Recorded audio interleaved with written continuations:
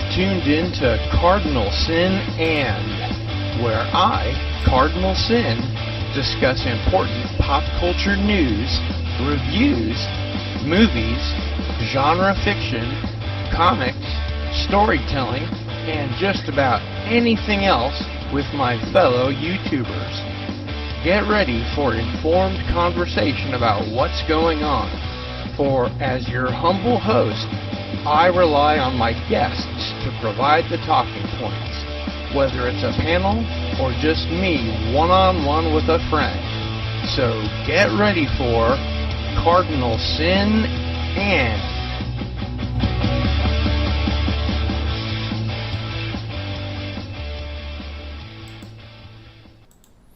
Welcome, followers. It is I, Cardinal Sin, and I have the distinct pleasure of having with me today T-shirted historian.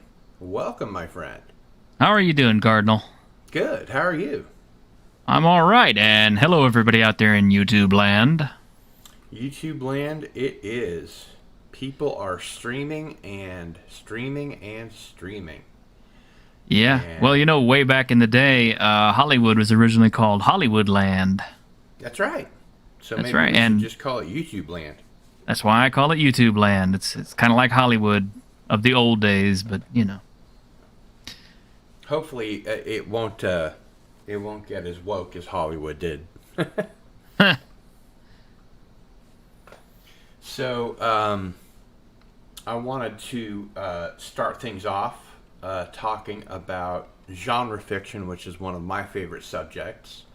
I know it's one that's close to your heart as well. And being a science fiction writer, I'm kind of stuck, you know, in the 20th century a bit in the literary science fiction genre.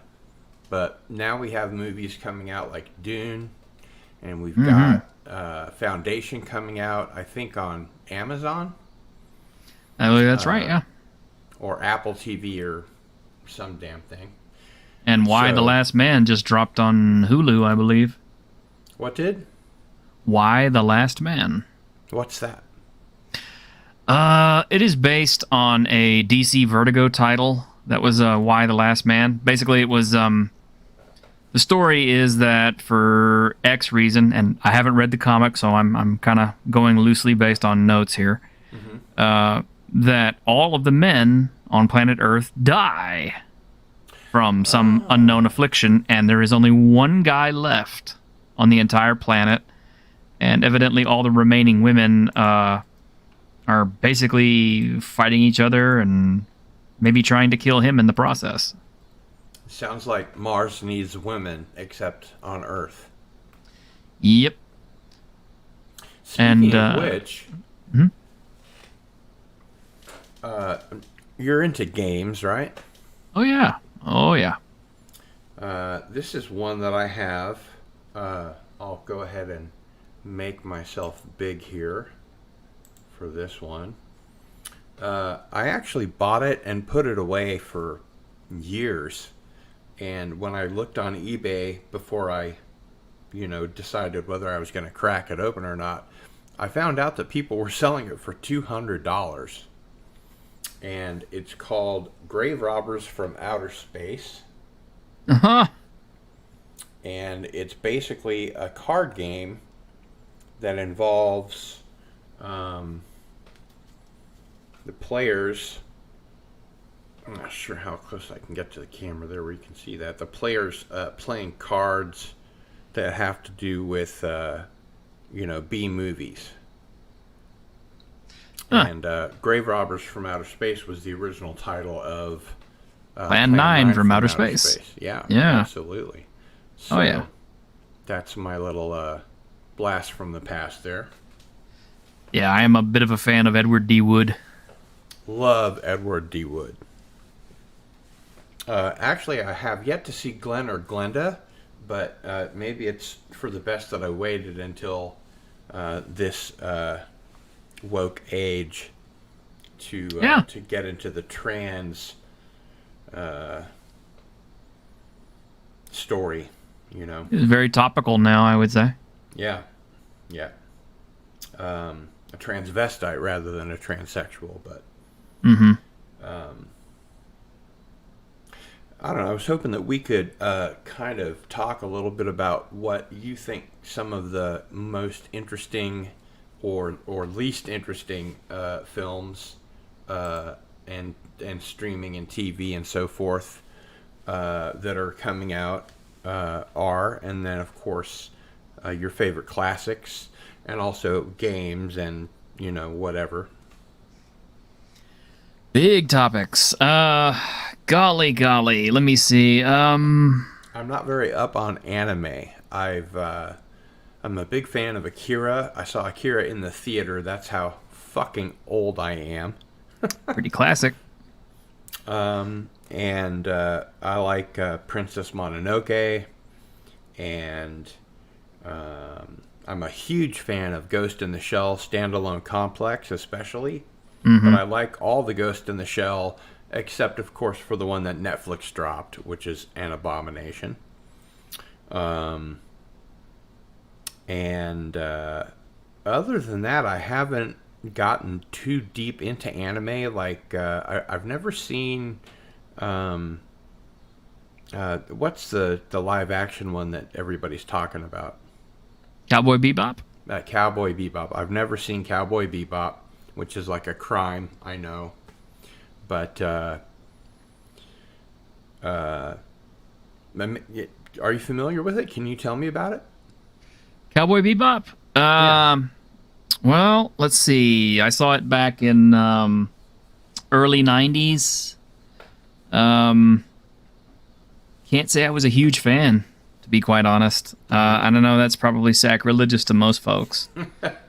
But I am kind of outside the trend of whatever most people tend to enjoy. Right.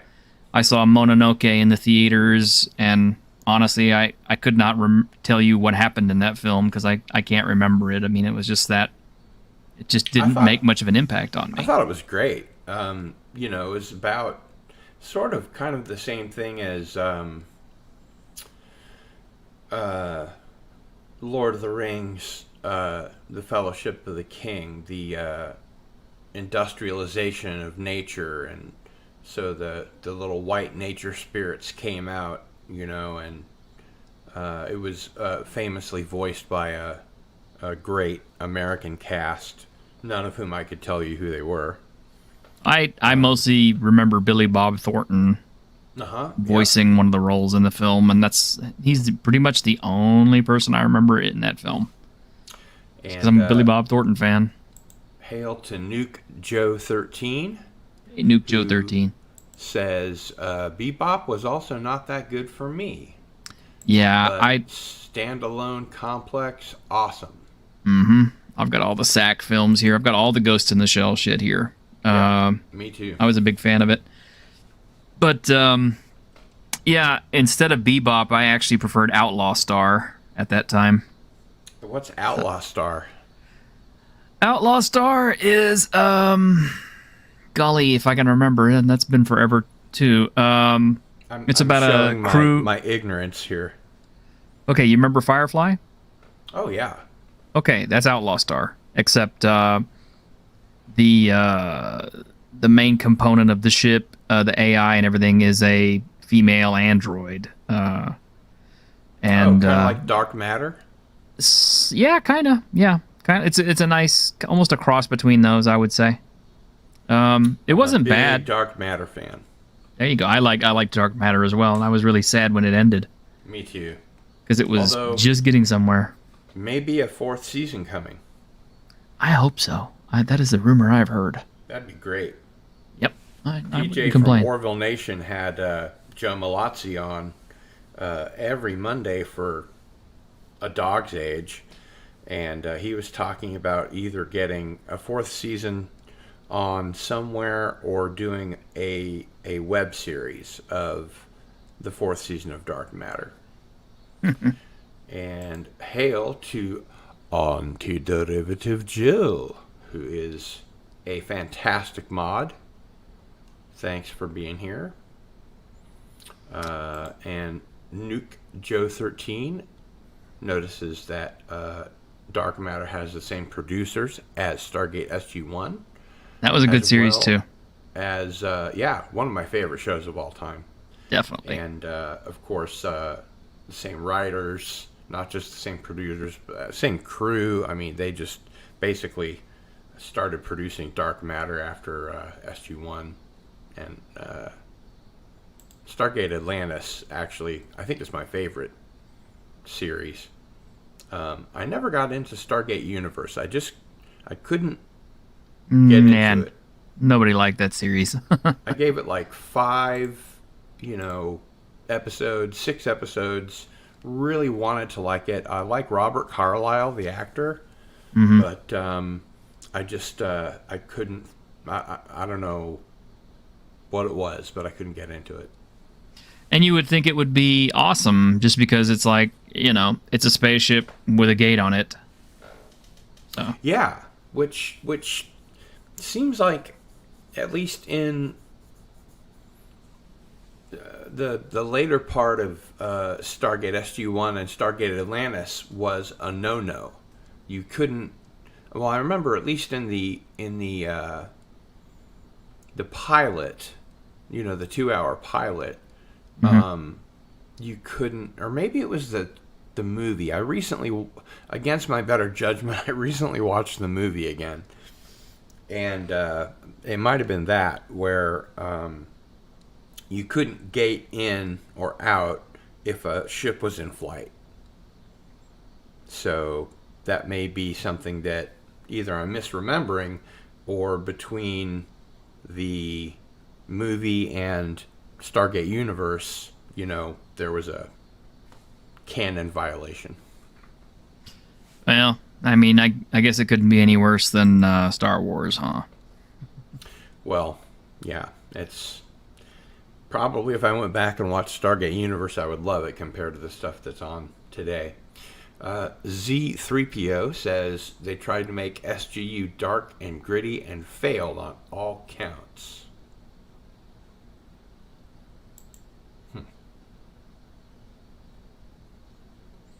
Oh, I see. So Nuke Joe 13 says that's what happens when you have 2 gates on one planet.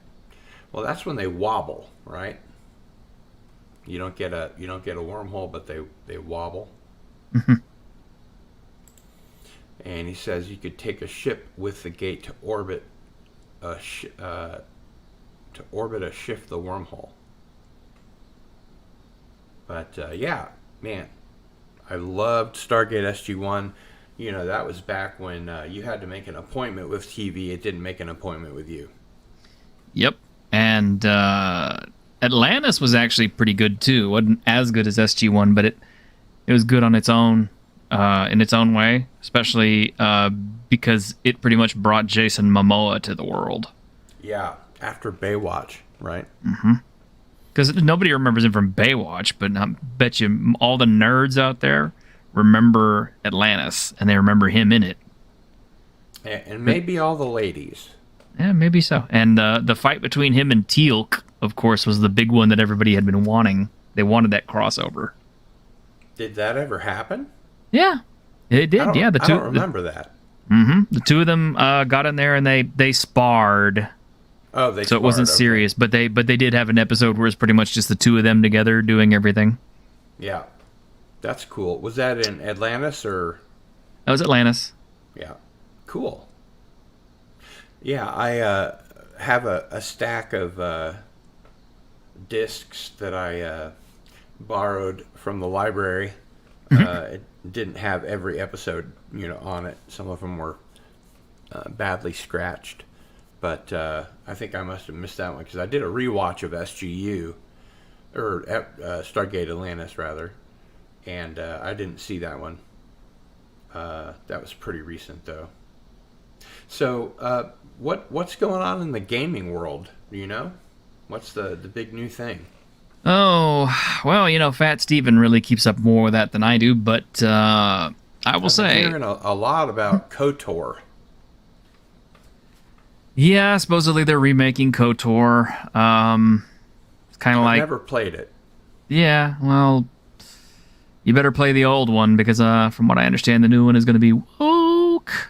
So, Yeah. Are they going to yeah. do away with the old one?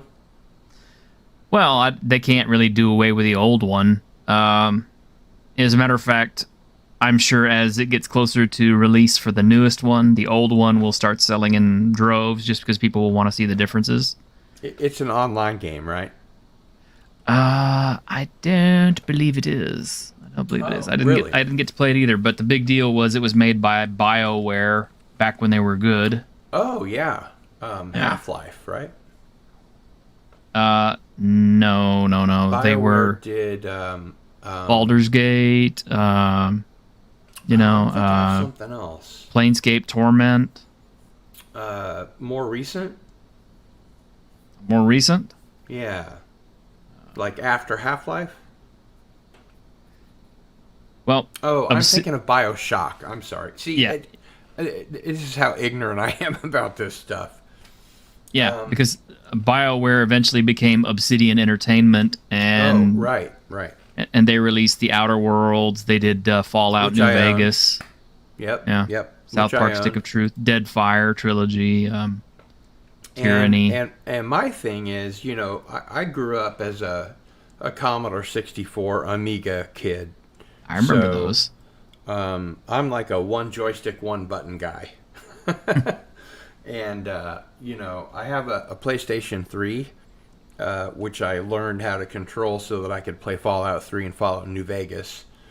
As a matter of fact, I played some Fallout 3 last night. But Great game. when it comes to PC games, I can't get, my fat fingers to operate the keyboard, and it seems like you have to have like 17 fingers to get all the keys, I never had a problem with it, but the nice thing is most of those games are controller supported, so all you gotta do is go grab you just a regular old Xbox controller or Xbox 360 controller, and which I don't know how to use. yeah. It recognizes my PlayStation 3 controller, but it won't let me control the game with it.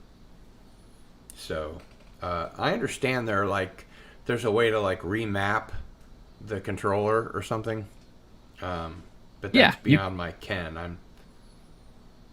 It's about just the same as remapping your keyboard and stuff. Yeah, and it's funny. People used to come to me to get their computers fixed, and being an Amiga owner meant that you were expected to upgrade your own machine, to be able to repair your own machine, because there weren't lots of Amiga dealers around or anything. And so I could do all that stuff. I could, put in daughter cards and all that good stuff. But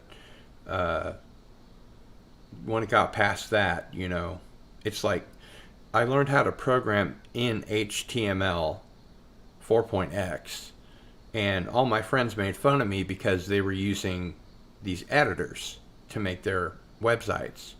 But I wanted to learn what made it work, the coding, because I'm a coder. Or I used to be. And once cascading style sheets came along, I was like, okay, fuck that, I'm out. So those that had the early knowledge of the HTML, programming, machine language, graphical user interface stuff had one up on me, and I was left in the dust. That's the way of things these days. It's kind of like if you're not playing with the latest toys, you're not doing good. That's it exactly, right? Yeah. Got to get that Xbox controller. And Antiderivative Jill shares with us that Stargate Universe tried too hard to be Battlestar Galactica, forgetting their roots.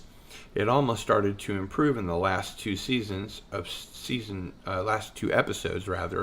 2 before it was canceled. They finally figured out how to turn on the lights.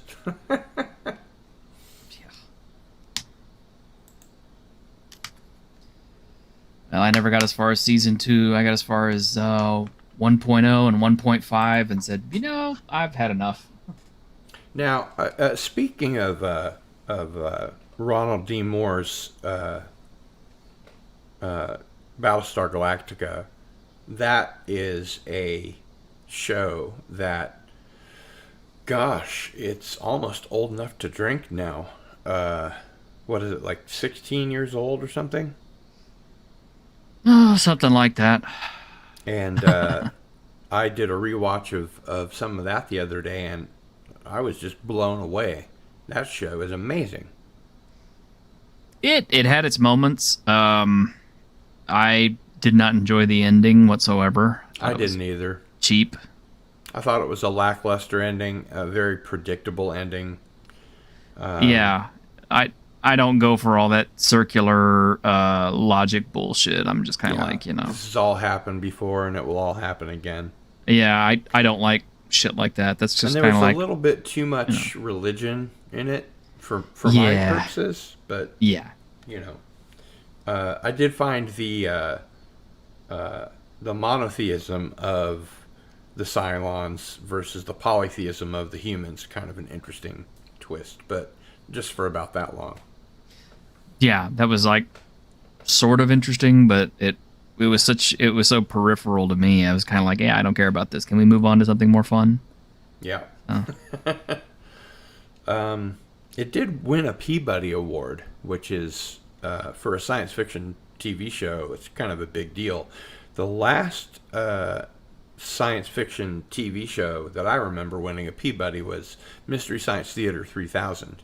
Yeah, that was a great show. The Peabody Award is for educational programming, television that teaches as well as entertains, which is the best kind, of course. Well, some people would say that the best part about the newer BSG was the fact that it was realistic because all the fights in space had no sound.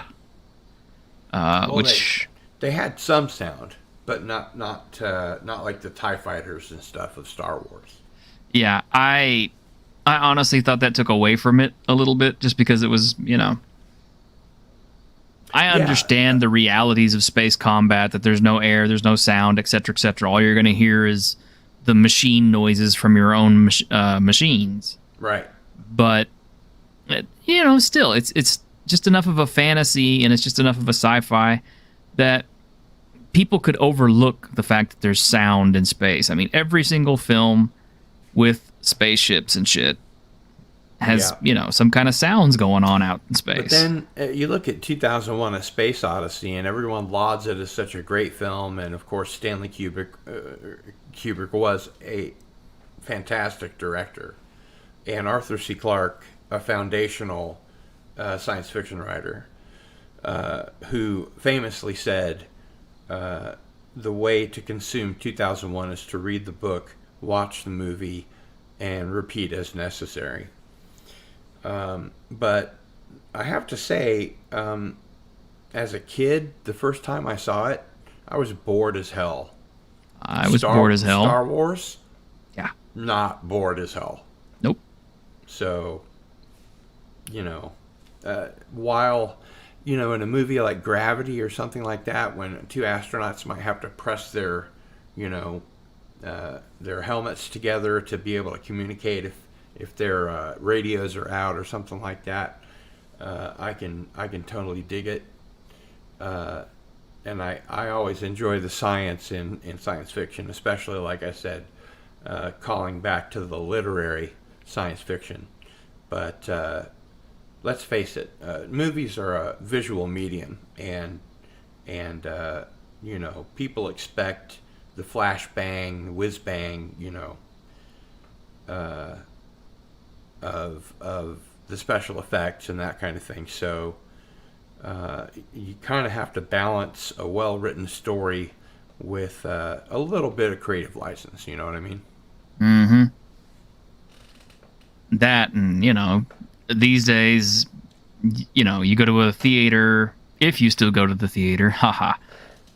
But even if you have a home theater, you know, you sit down, you've got some really powerful speakers pounding sound out at you, and that's what you want. You know, because it's more immersive that way. And even then, you know, if you have a really good sound system, if you can imagine a scene where there's been that sort of pounding music, or someone's been running, jogging, whatever, cars, you know, screeching, that kind of thing, and then pull out all the way into space, and the noise, you know, recedes along with the image. That's powerful. The absence of sound is just like in dialogue, in screenwriting, the absence of words and the beat in between dialogue is at least as important as what's being said. Yeah, I would agree. At least that's the way I feel about it. I did bring some discs to share, a little show and tell. Okay. Kind of proud. I bought my first 4K disc the other day, so I thought that I would share that. And just for people in the audience, this is the first time that I've had my light not over here, but over here. So I'm going to have to use my offhand here. But so that's my first 4K acquisition. For Vendetta. Yeah. Good movie. I really preferred the comic book more, but the movie was good. I've never read the comic book. You should. Which I know is like major crime. Yeah, anything Alan Moore, you really need to read his original. Oh, yeah. I love Alan Moore. Love Alan Moore. And then, of course, Pirates of the Caribbean, Dead Man's Chest. Hadn't seen that one, so I thought I'd grab that. Yeah, I have never seen that one. This is the first one not to be directed by the guy that directed the first three. Or Vidal. Yeah. Yeah, I thought they did a really good job. And I'm curious if you'll be able to see which one this is from this.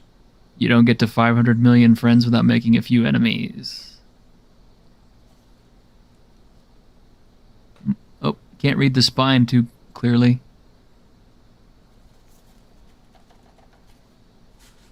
There it is. Oh. Okay, yeah. The Social Network. Very rewatchable film. Yeah? I've never seen it. Soundtrack. Ah.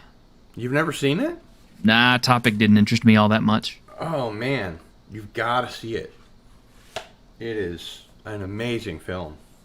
Well, if you want me to do my show and tell, you'll see probably why I wasn't all that interested in it, because my show and tell looks like geez, t-shirt. You kind of need to get out of the 80s. Yeah, no, I feel you.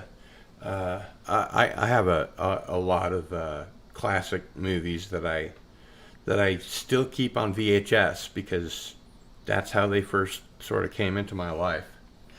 But of course, I stay current with the Marvel movies. Well, there you go. Yeah, Doctor Strange. I really liked the Doctor Strange movie. And I thought this was a lot better than I expected it to be. Yeah, that was fun. I'm really looking forward to the sequel. Yeah, I think Venom was more fun than I thought it would be. So. Yeah, me too. And then this is volumes 1 and 2, obviously. Very nice, very nice. Good show. Good shows, I should say. And John Wick 3, there you go. Big fan of John Wick 3. I actually think John Wick 3 may be the best action film I've ever seen, and I've seen a lot of action films. Pretty bold statement. I don't know. I think John Wick 4 is just going to be a feature-length action sequence, because 1 kind of had some action in it, 2 doubled the action, 3 just about tripled the action, and in 4, if you had any more action, you'd kill Keanu Reeves at his age.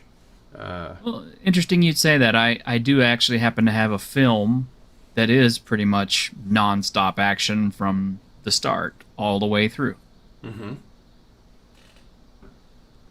And which one would that be? Have you ever heard of Crazy Samurai 400 versus 1? No, I haven't. That is one you should check out. It is based on legendary swordsman Miyamoto Musashi. Musashi, of course, I'm familiar with, yeah. And this was during his here, combat against, which clan was it? That looks great.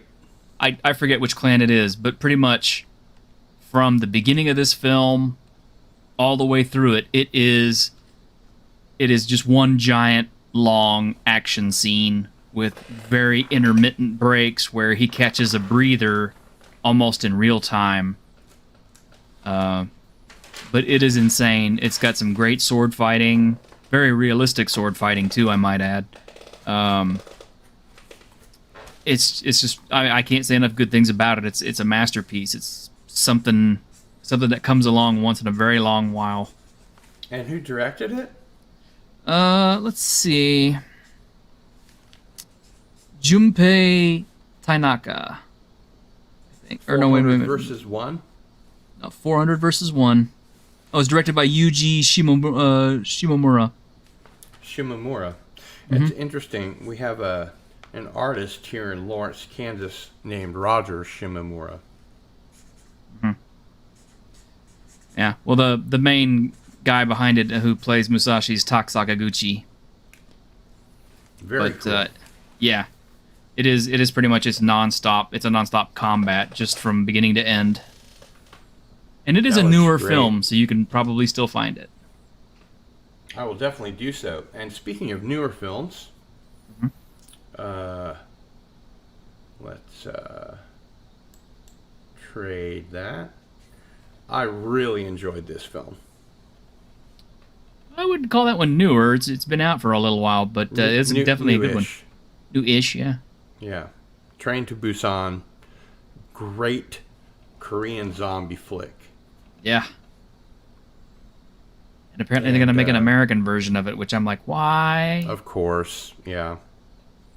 And Parasite won, Best Picture.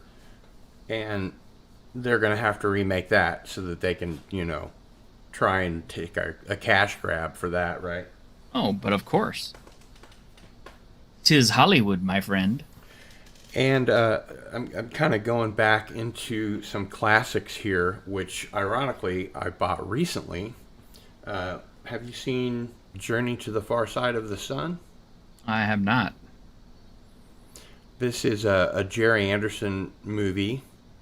Wow. In England, it was called Doppelganger. You might be able to work out why. Yeah, he did the UFO series, too, that I heard was really good. I've never seen it. And Space 1999 and Captain Scarlet. And I did like Space 1999. I really did. The first season, anyway. And another blast from the past. I don't know if you've seen The Day the Earth Caught Fire. Can't say I have. It's an oldie. This is a fun film.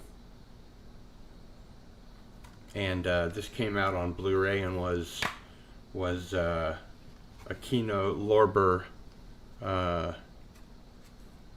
restoration. So yeah, Kino Lorber gets a lot of my money. Yeah, I don't really have a lot of money to spend on physical media, but I realize that it's becoming an imperative. It is. You just can't trust digital anymore. It's nice to have it, but not with what they did to Daryl Hannah's butt. Yeah. Have you seen this movie? Oh yeah, yeah. The Wrestler. Yeah. Love The Wrestler. It is a great film. It is. Great performances. And then the last of my classic show and tell. Sin City. The unrated, uncut version of Sin City. Yeah, excellent. Yeah. I read the comic books years and years and years ago. This actually came with the comic book in it. Uh-huh. I've got that very same version, my man. Yeah. Violent Marv. Probably my favorite Sin City character ever. Yeah, and you know, I've always been a huge Mickey Rourke fan. And yeah, he's a great actor, and he's very underrated in a lot of things. And in the theater, I'm looking for Mickey Rourke because I know he's in the film, right? And Marv comes on, and I'm like totally enraptured. I'm like, who is this guy? You know, this is incredible. This guy's great. And you find out it's Mickey Rourke. I think I went the entire film not realizing that Marv was Mickey Rourke. Oh my gosh. But I was just, I mean, the cinematography, I mean, everything was so different and new that, you know,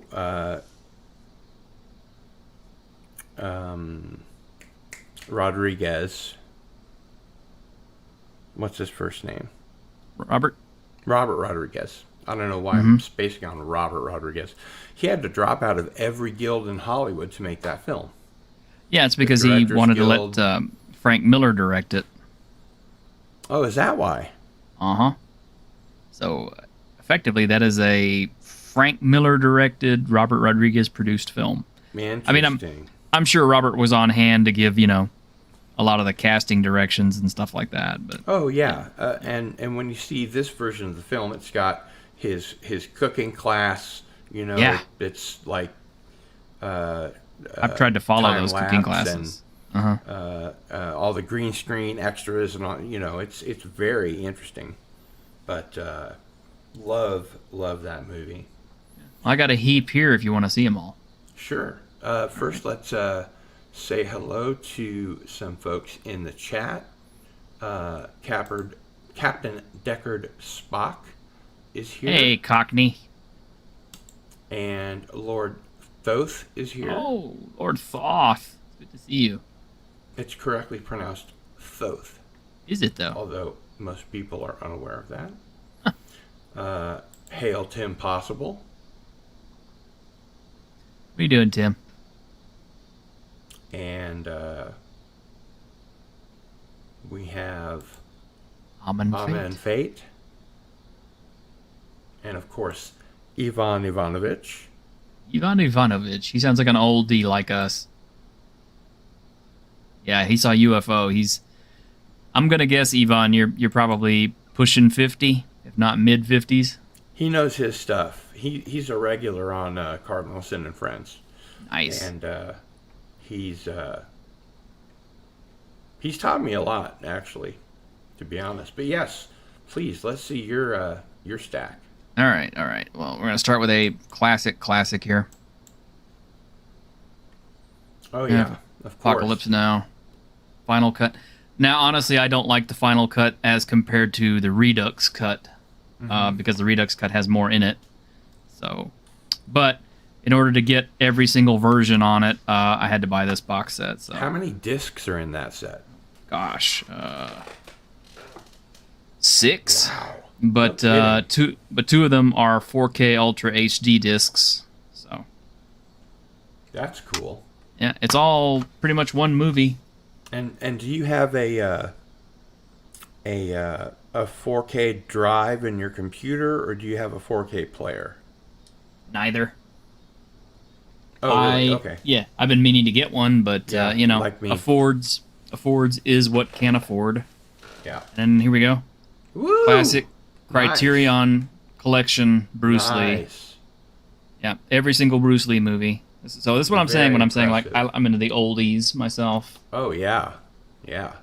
So you've got Fist of Fury, Enter the Dragon, Game of Death, Return of the Dragon, and either the Chinese Connection or the Big Boss, depending on which version. Well, see, that's the cool thing about this.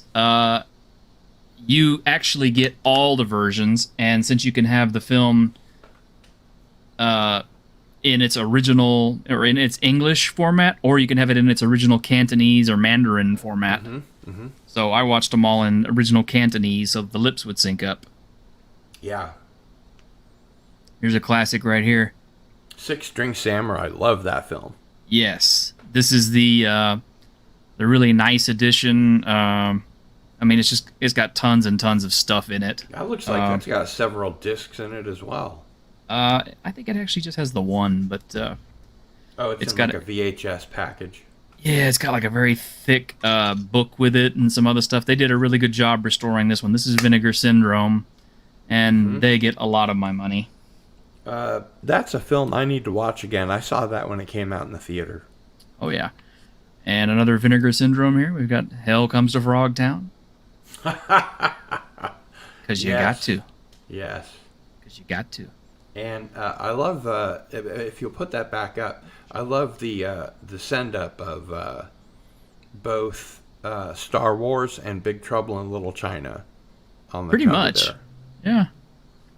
It looks like Jack Burton and Princess Leia. Except I'm pretty sure this was before Big Trouble. This was, Yeah, it probably is. yeah. I think Big Trouble in Little China was late 80s, right? Yeah, 88, this is something like that. this is 80s also. I'm not sure which one came first. I'm sure somebody in the chat will find out for us real quick, but I'm sure. But good stuff. Good stuff. Roddy Piper had some good interviews with him in that too. And here is a legendary classic.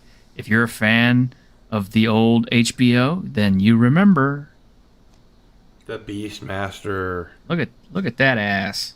Isn't that a great ass right there? That is a nice ass. That is a nice Is that ass. Tanya Roberts? It's supposed to be Tanya Roberts. Yeah. Obviously, I was it's just new artwork for it. dismayed to hear when she passed recently. I know, that was pretty sad. But And she didn't seem like she was that old. no, she really didn't. But that's okay. I mean, you know, the boobs and everything like that are preserved forever on That's beautiful true. Blu-ray stock Yes. for our enjoyment. Exactly. Yeah. And And I think I heard that the creator of the Beastmaster, the writer, after 35 years got his rights back, so he'll be able to continue producing it. well, from what I understand, the movie didn't have a damn thing to do with the book. So No, I mean the movie writer. oh, the movie writer. Oh, okay. Yeah. Because after 35 years, now the rights revert from the studio to the writer. Oh, okay. This is a film I did not see, and that looks like a Frank Frazetta cover. It is a Frank Frazetta cover. This is Ralph Bakshi and Frank Frazetta producing a cartoon, an animated cartoon using rotoscoping. Oh, great. I'm sure. Yep. I know I've heard of Fire and Ice, but I never saw it. You should definitely check it out. This is from I another company, Blue Underground. They also do a lot of Good retro restoration cinema. Yeah, they did a really good version of Lucio Fulci's zombie film. Yeah, Fulci is one of the classics. Oh, well, you know, way back in the day of GeoCities, I used to actually run a website that was dedicated to Leo Fulci, or Lucio That's Fulci. cool. Yeah, his the Didn't Beyond he movie. start out as an art director? I believe so. And he was the mentor of Argento.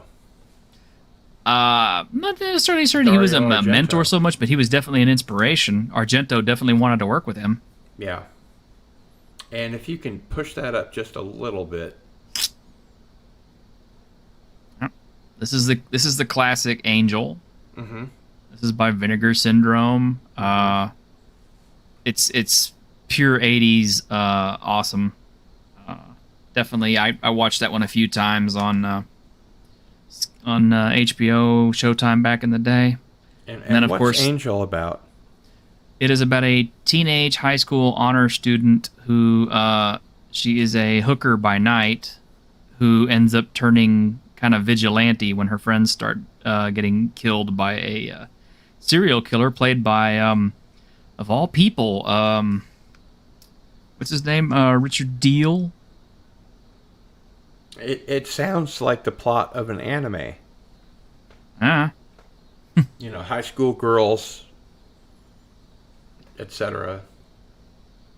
I suppose so. Except usually in anime, they develop psychic powers of some kind. Yeah. Anyway, this is pretty famous because it's one of the last films that Rory Calhoun starred in. Yeah, that's an old name. Cool. Yep. And this, of course, was followed up by the sequel, which was basically totally different actress in the lead. So it's pretty much a cash grab where she's actually more of an avenging angel in this one. So she actually does more vigilante stuff in this one. Is there more violence, more gratuitous gore? Yeah, and just the plot is somewhat dumber. Yeah. But, you know, it is what it is. Thinner plot than the blood. Yeah, pretty much. And then they followed up with a film that most people have not seen or heard about, but it actually did came out, and honestly, you could miss it, and you're not hurting yourself. Yeah, because it's the angel. 3. It's the angel that shouldn't have been made. Right. It's pretty much, this is like the pure cash grab. So, T-shirted historian does not recommend Angel 3. No, I do not. You can skip that one. Watch the first two, enjoy it, go back to the 80s. Now, we were talking about Cowboy Bebop earlier. Mm-hmm. Would you like to see one of the greatest inspirations behind Cowboy Bebop? Yes, please. Do share. Back in 1981, Buichi Terasawa created a manga called Space Adventure Cobra. Mm-hmm. And he was only 22 at the time, and it hit international acclaim, especially over in France, where it became a massive hit.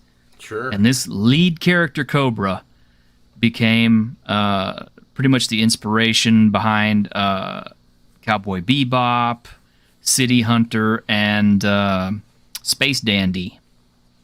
They all owe their existence to him. I would actually also say a lot of the space opera that came out of Japan after Cobra is kind of highly based on Cobra, but this is definitely would be considered problematic by people today because you got your big muscular hero. He knew how to draw the women. And, I mean, look at that. What year did this come out? Yeah, she's gorgeous.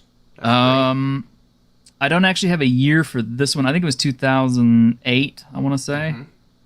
And Cowboy Bebop was post 2008? No. Okay, this had to be before 2008 then, because that might be just the release. It might be just the release date on this one. Yeah. I don't know. You have to go back and check, I guess. The packaging sometimes has the packaging year. Yeah, I'm looking. I don't see it. Like I said, I knew when the original manga was made. It was back in '81. I'm sure if I look it up, it's going to give me the Sylvester Stallone movie, right? Well, that's why you type in Space Adventure Cobra. Oh, gotcha. And that was followed up by Cobra the movie, and this one is a 4K Space HD. Adventure Cobra. 1982. Was it 82? Okay. Yeah. My bad. I was off by 1 year. Wait a minute. This says Zathura, a space adventure.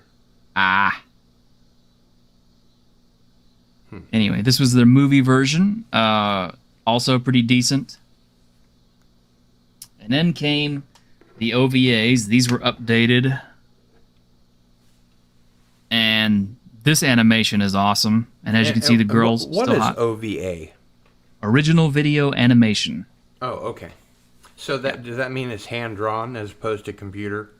Nah, it's still very much computer drawn. The only difference is OVAs. It seems like they take more time with it, and it's more almost theatrical. Mm-hmm. Almost. It OVAs looks just great. look better. Yeah, it is great. It's kind of darkly humorous. Like I said, you got sexy women. You got, big That looks hunky fantastic. badass hero. Yeah. I'm gonna have to see that. Oh, totally. I recommend it. But get them in the order that they came out, because you want to watch the series, then you want to watch the movie, and then you want to get the OVA, the animation, because this one is worth it. By the time you get to this, you're going to see where all the good special effects and stuff came from. Writing it down now.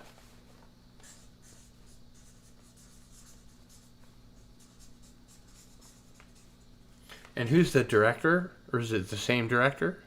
I don't know. It's different directors on all these. I Uh-huh. don't worry too much about the directors, but It's the animators. it's the main guy behind it all is Buichi Terasawa.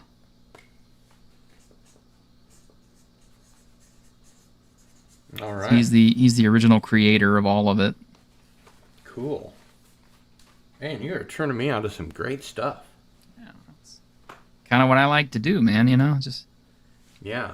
show people what's out there. And that's a thing. It's like even on my own program these days, I'm trying to emphasize the positivity that is still left in pop culture fandom, because I think too often there's too much out there that is negative. It's like, oh, look, this is crap, this is crap, this is crap, this is crap, Right, this is yeah. crap. And my thought these days is kind of like, why would you draw attention to it if it's crap? I mean, Well, and it's like I was telling you offline.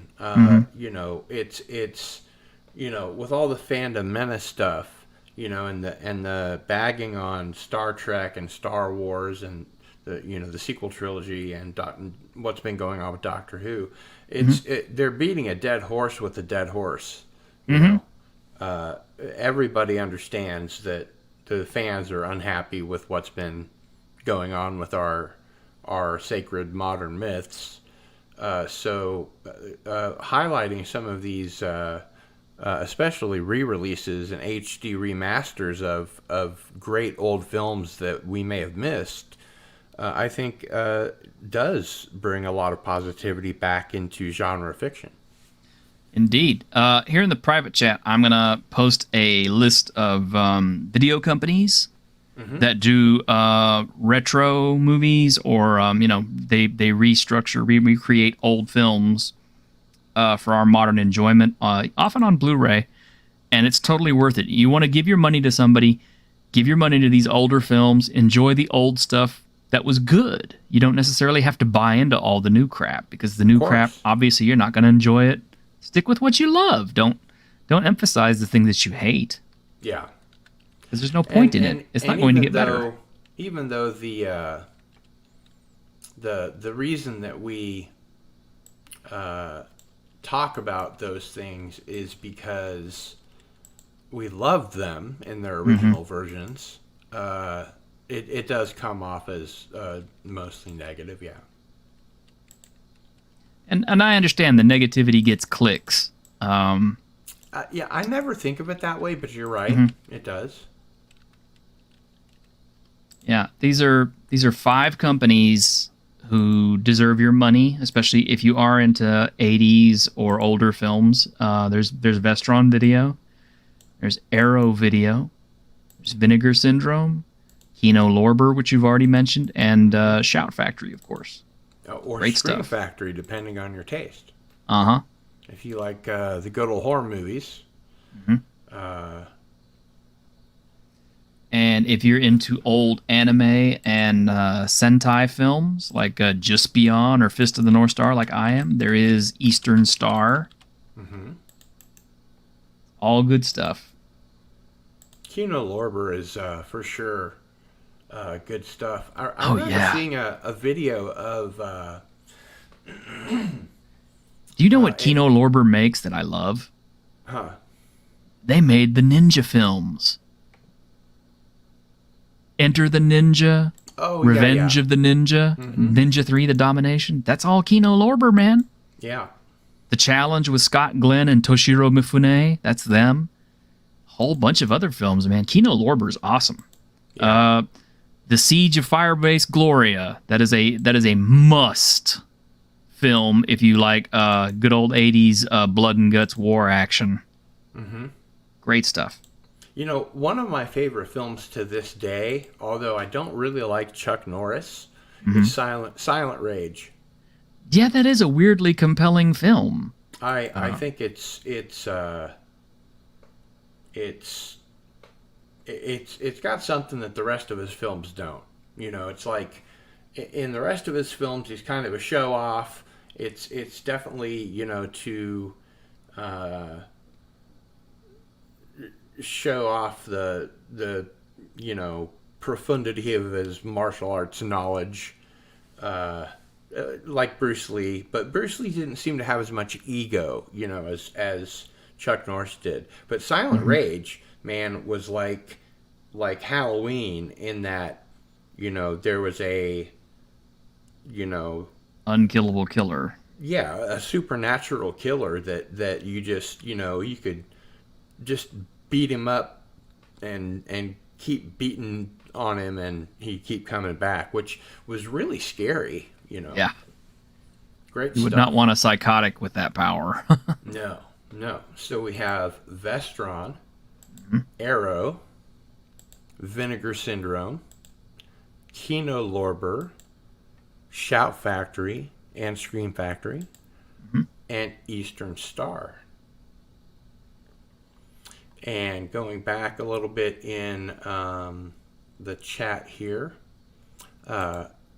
Captain Deckard Spock says Apocalypse Now 4K box set is the best, all three versions. Yep, got it. Redux is the best, in my humble opinion. Mine too, Captain Deckard Spock, mine too. And Nuke Joe 13 says, I like big butts and I cannot lie. And I'm not even going to try and do the Benedict Cumberbatch version of that.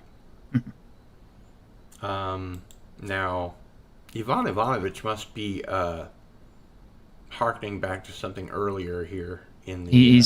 I believe he's talking about the late Tanya. Oh, yes, of course. I forget that she was a Bond girl. Yeah, she was. It's been forever since I've seen View to a Kill, though. Yeah, long time. And, yeah.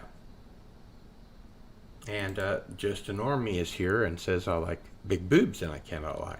Well, Hey, you Just know, a they Normie. say they're boob men and they're leg men, and I've always been a boob man. I'm a leg man, so... Oh, really? Well, best Yep. of both worlds. Yeah, you know, legs and everything connected to them. Hail Tiger Stripes. I guess he disagrees with me.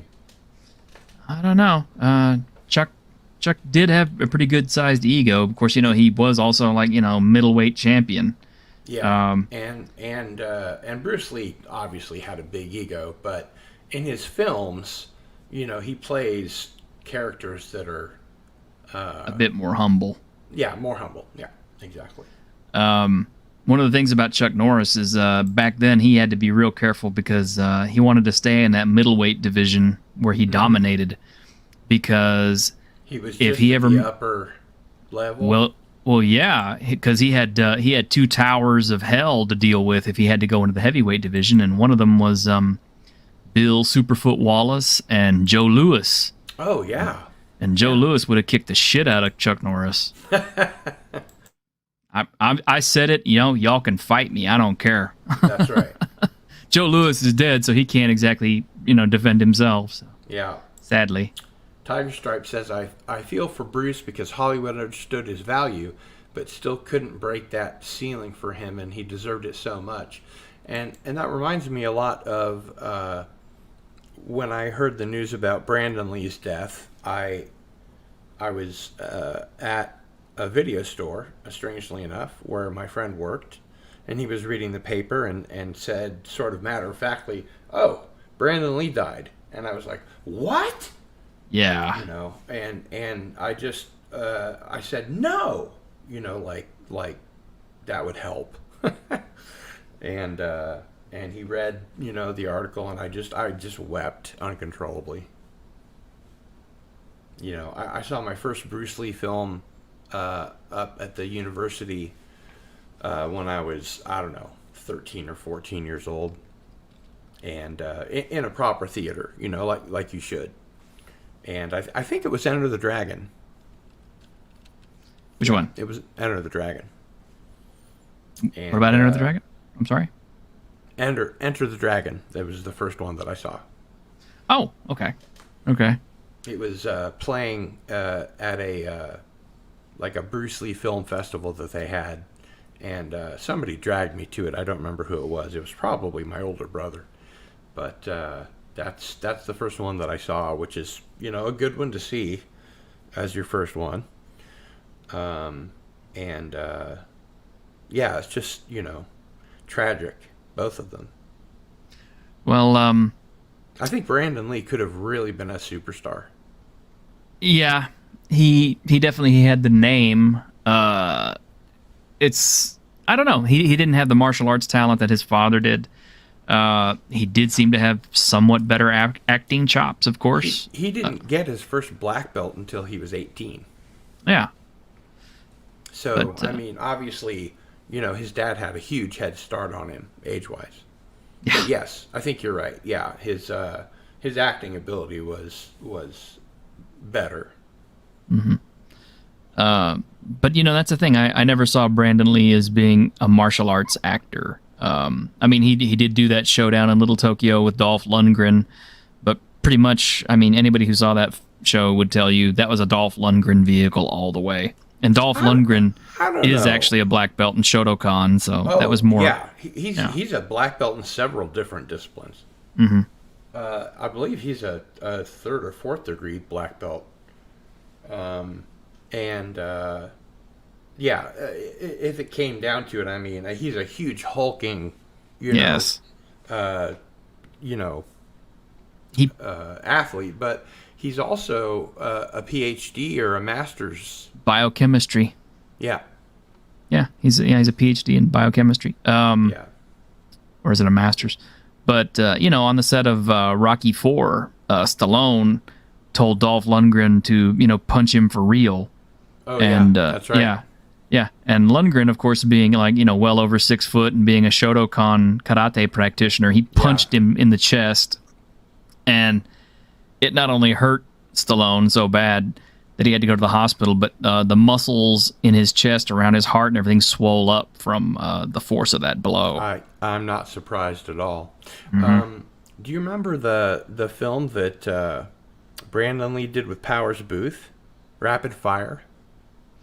Have you seen? I don't think that was a great film. That one and Laser Mission are both kind of like. Now you can't compare those two. Rapid Fire is a good movie. You think so? I like it better than Showdown in Little Tokyo, actually. I loved Showdown in Little Tokyo because it was almost like Brandon Lee was almost poking fun at himself a few times in the film. Yes. Oh, definitely. Yeah. And you have the buddy cop thing with two of my favorite actors. Although when Dolph Lundgren flips the frickin' GTO over onto its side, I'm kind of like, the first thing my friend said when we were watching that was, he couldn't do that in real life. I said, really? And he's pretty strong. And I said, yeah, he could do it if there was no engine in there. Yeah, no, he just did it. Yeah, Ivan Ivanovich. Yeah, he has a master's in chemical engineering. Engineering. Yeah. That's right, chemical engineering. And Tiger Stripes says that's the first level of going through death denial. So no is a completely appropriate response. And that's exactly what I said. I said no. No. It can't be. It can't be real. It can't be true. Man, you're kidding me. So.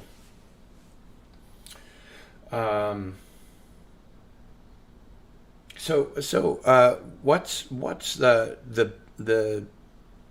news in the gaming world? You talking about TTRPGs? I hope you're talking about TTRPGs because that's kind of my specialty. I got my show every Tuesday with my co-host Grim, which it's currently we're on hiatus. Our first season has ended, but we will have a second season coming in the next few months. As far as TTRPGs go, Dungeons and Dragons 5th edition is kind of... And by the way, please, everybody subscribe to T-Shirted Historian. Great guy. Criminally undersubscribed. But thanks. Some great videos here. The Week in Geek. I'm so jealous that I didn't think of that. And of course, you had Jason. Mm-hmm. I'll be having Jason tomorrow. Chase is a good guy. He is a wonderful guy. Great friend. Really knows his stuff.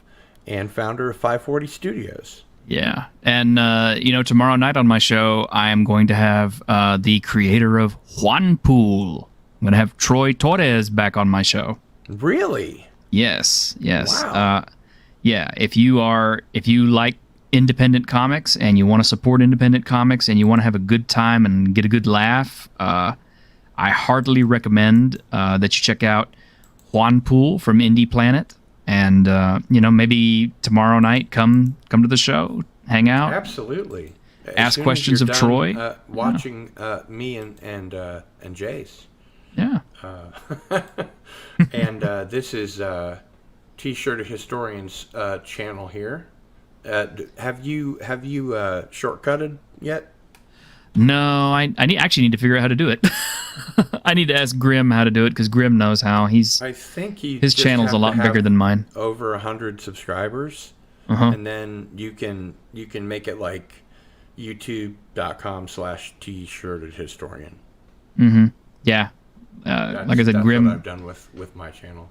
Oh, did you? Okay. Yeah, it's just youtube.com/Cardinal Sin. Hey, you got a new subscriber.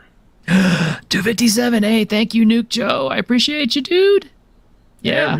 Everybody subscribe. It's like I tell people, man, I'm 1/4 of the way there. Yep.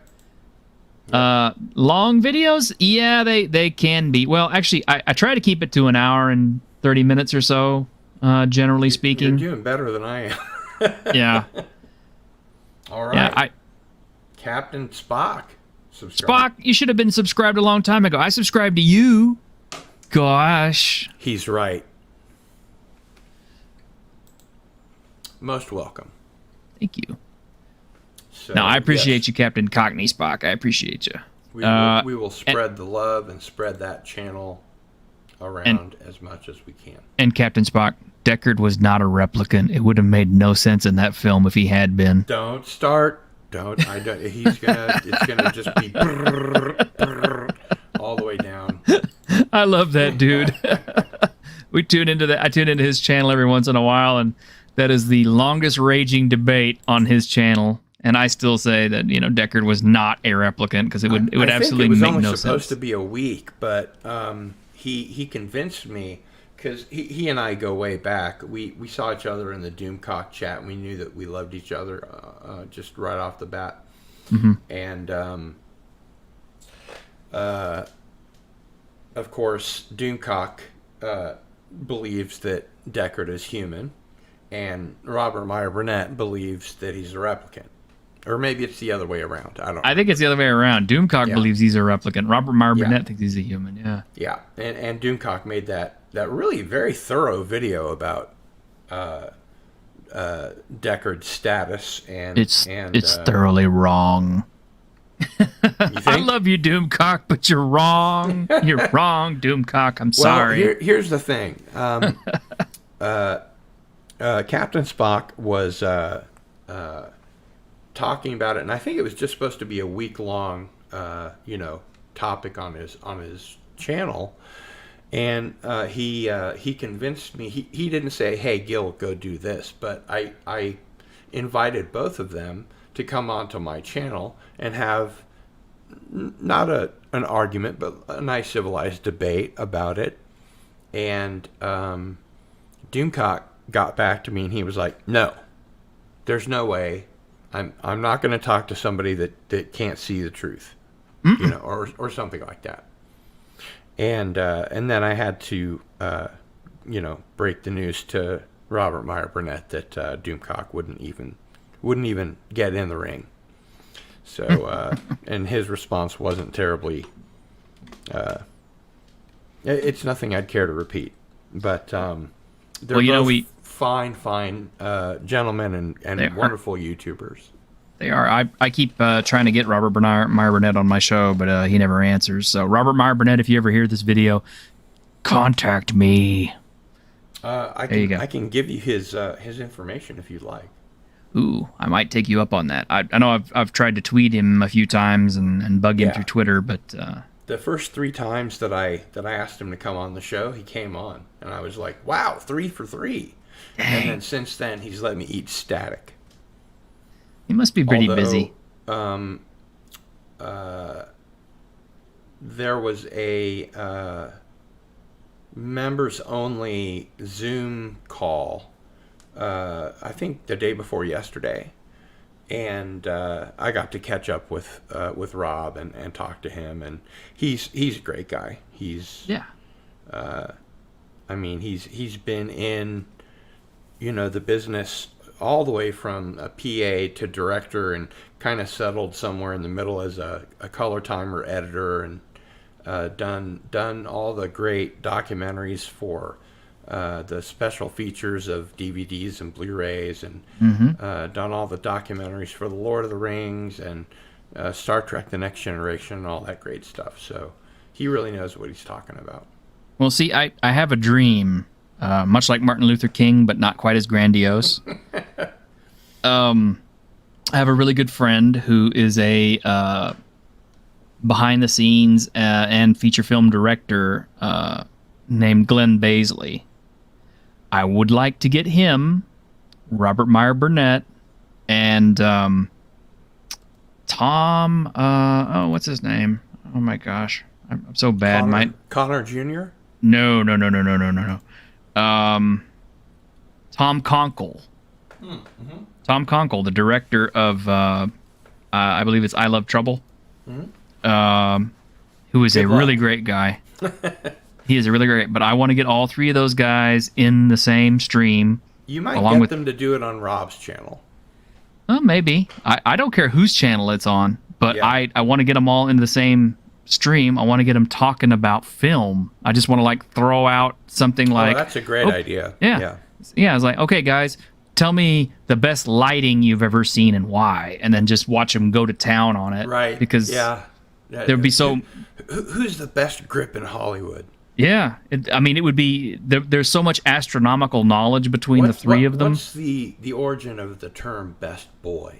Yeah. How does it apply in the 21st century? Yeah. And also, how hard do key grips punch? That's right.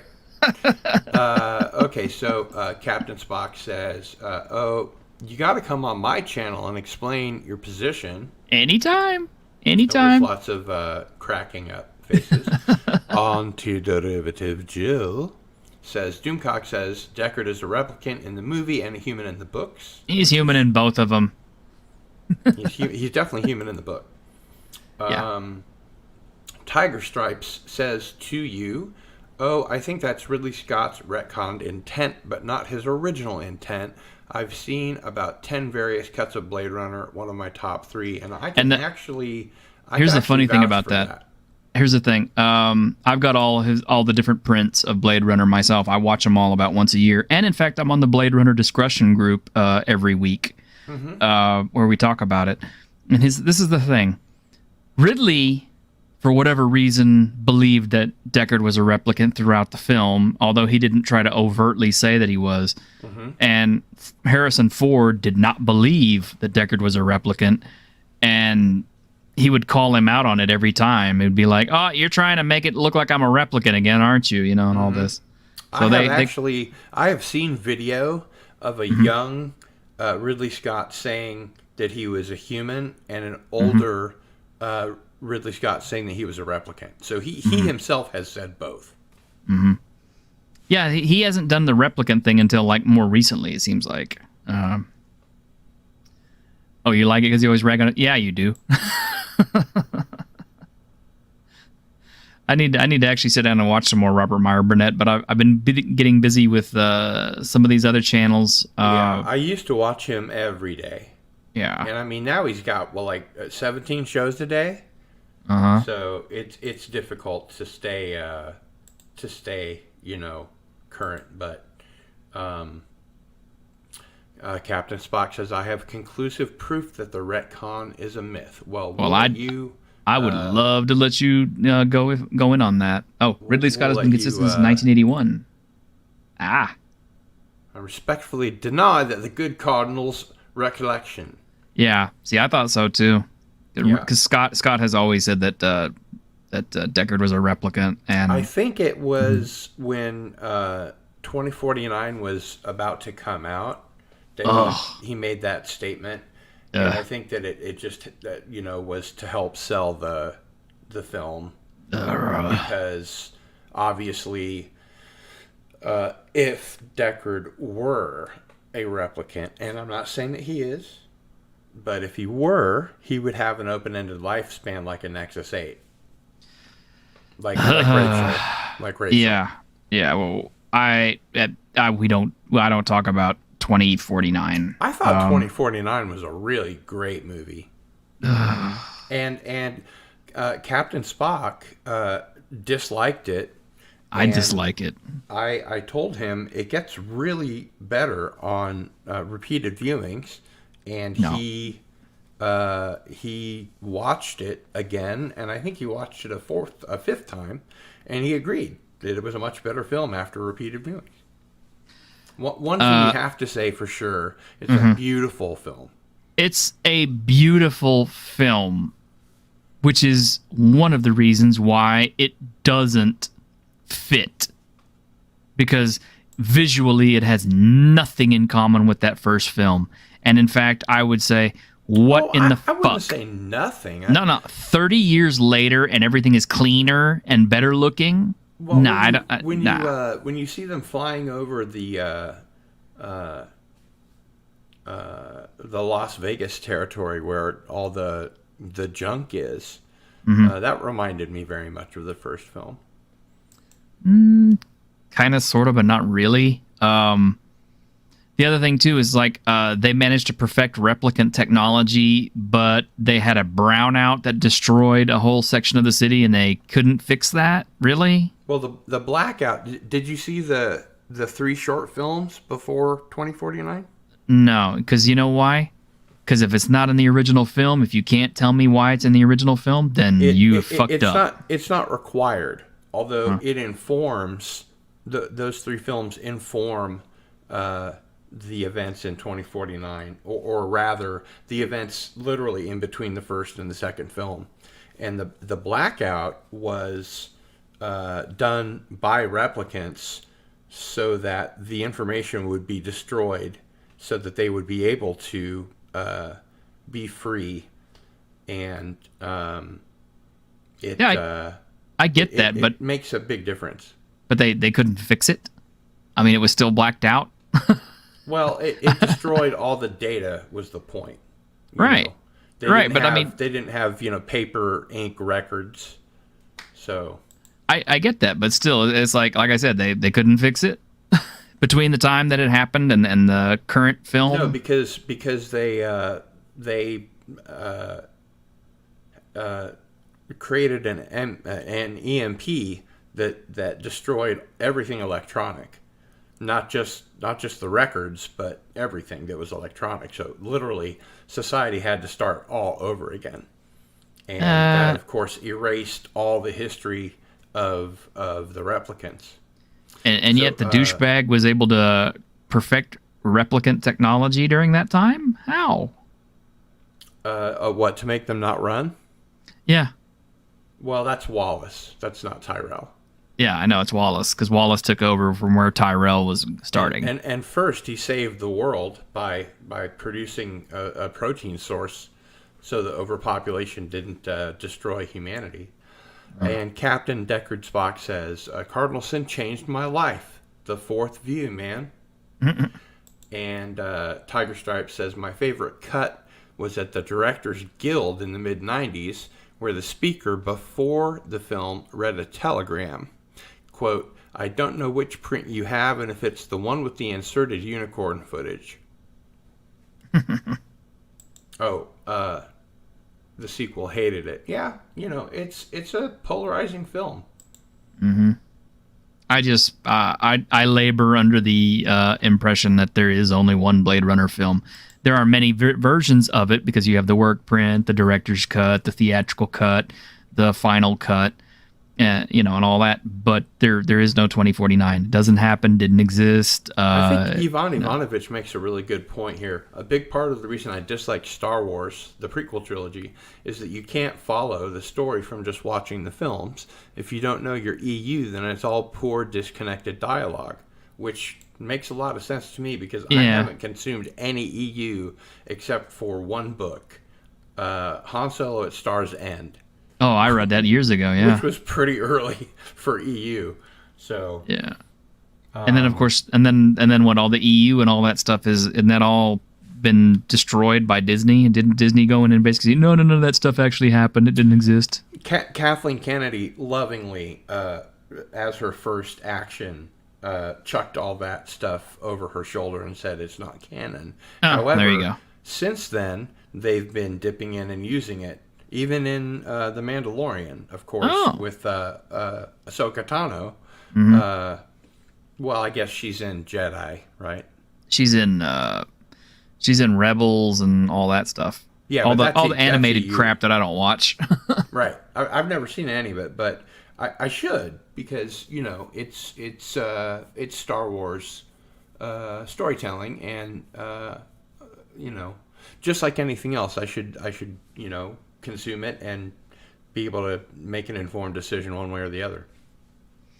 And wow, Captain Deckard, Spock, and Tiger Stripes have a feud? Oh, that's sad, guys. Come on, you guys are fans. Y'all need to. Oh, come on now. Don't block each other over that shit. Come on, guys. Okay, but see, he says peace. He says peace. TS. I don't know what TS stands for. Tiger Stripes. Oh, okay. The Mandalorian even referred to the holiday special in the first episode. Yes, it did. That. Yeah. Yeah, I didn't realize that. Yeah, the critter that Boba Fett was riding in the holiday special, the dude mentions it in the first episode. I can't remember the name. Yeah. But yeah. Ivan Ivanovich, everyone here are my knitters. Knitters. I don't know what that means. Perhaps he is attempting to use a particular form of slang that we are not familiar with, sir. I think you're right. So, these tabletop games of which you speak, tell us more about them. Oh my gosh. Well, I have been the last tabletop game I bought was Fallout. Tabletop? Yeah. Really? So you got the Fallout role-playing game? Yes. But there it's you a go. tabletop game. Oh. And it's got little figures of different, you can play a super mutant or a human or a synth or... Yeah. Oh, okay, that's not the same thing. Okay, are you familiar with a little game made back... No. Okay. Like I said, do you remember a little old game back in the 60s called Dungeons and Dragons? Yes. It was 1973. It wasn't the 60s. Oh, was it 73? Was it 73? Are you sure? Yeah, the Blue Book was 1973. Oh, the Blue Book was 19... Okay, I was about to say I think the White Box 3-book originals was before that, but... I've never even heard of the White Box. Now you're making me look embarrassed on my own channel. Well, don't be. I mean, like I said, I am a kind of a historian, so I have a number of topics. You are a t-shirted historian, yeah. I am. I'm a... Gary Gygax invented Dungeons and Dragons in the 60s? I believe so, yes. Actually... I'm going to take exception to that. Okay. I'm pretty sure it was 1974, but let's ask Siri. Siri knows all, sees all. Okay. When did Gary Gygax invent Dungeons and Dragons? Oh, I guess I have to read it. 1974. Are you sure? Read it and weep. Wait a minute. That's not what my information says. Hang on a moment. Dungeons and Dragons, fantasy role-playing game created by American game designer Ernest Gary Gygax and David Arneson in 1974, published that year by Gygax's company Tactical Studies Rules, TSR. TSR. But what you're probably not familiar with is the fact that the original game was called Chainmail, and that was made back in 1971. Mm-hmm. And that was designed by Gary Gygax and Jeff Perrin. Oh, I've heard of him. Perrin. Yeah. Yeah. Yeah. And interesting. It from that came Dungeons and Dragons. That the Blue Book evolved, yeah. Mm-hmm. Okay, I can see that. And yeah, apparently their first publishing was 1974 for the original. So yeah, you're right. It was like a year after I was born. But Stream Element says, tip Cardinal Sin, he works hard, and let's face it, you enjoy the content. Tiger Stripe says, lol, spoken like someone who wasn't then born yet. I believe we were both born. Yeah, I was born in 73, so I was born the year before Dungeons and Dragons officially came out. And I was born before that. Deckard Spock, he backs me up on that too. And before D&D, there was Chainmail, yeah. Yep. It was Chainmail. And Chainmail is what Dungeons and Dragons came out of. And of course, he has a role-playing game history book right there. There you go. There you go. And the thing is, there's a lot of controversy over that. Even though Gygax is the one who went to publish and everything, Dave Arneson is actually the one who's credited with a lot of the grunt work and number crunching and stuff that was involved in all that. In the Monster Manual, in the base, the original, the advanced Dungeons and Dragons, the first, the one that wasn't in a box, had, I think it was a picture, an illustration of a drow elf. Mm-hmm. And it had a little dead Kennedy symbol in the hilt. DK. Drawn, yeah, it said DK. Yeah. I don't remember who the artist was, although the teenage me would be horrified that I don't remember his name. Okay, Ivan Ivanovich says the original box set instructions instructed you to purchase a copy of Chainmail and a copy of the Avalon Hill game Outdoor Survival. Okay, you want to know why that was? The Outdoor Survival game that was made by Avalon Hill was that originally for LARPing? No, it was for hex maps. Mm-hmm. For wargaming. Yeah. For wargaming, but it also became the grid for which your characters would adventure across when they were getting from place to place when you started on their on world. Graph paper. Yeah. Mm-hmm. I have been the dungeon master for many games of Dungeons and Dragons. Right. Well, as I was saying, you were asking me about TTRPGs, tabletop role-playing games. Yes. And Dungeons and Dragons, of course, is the most well-known.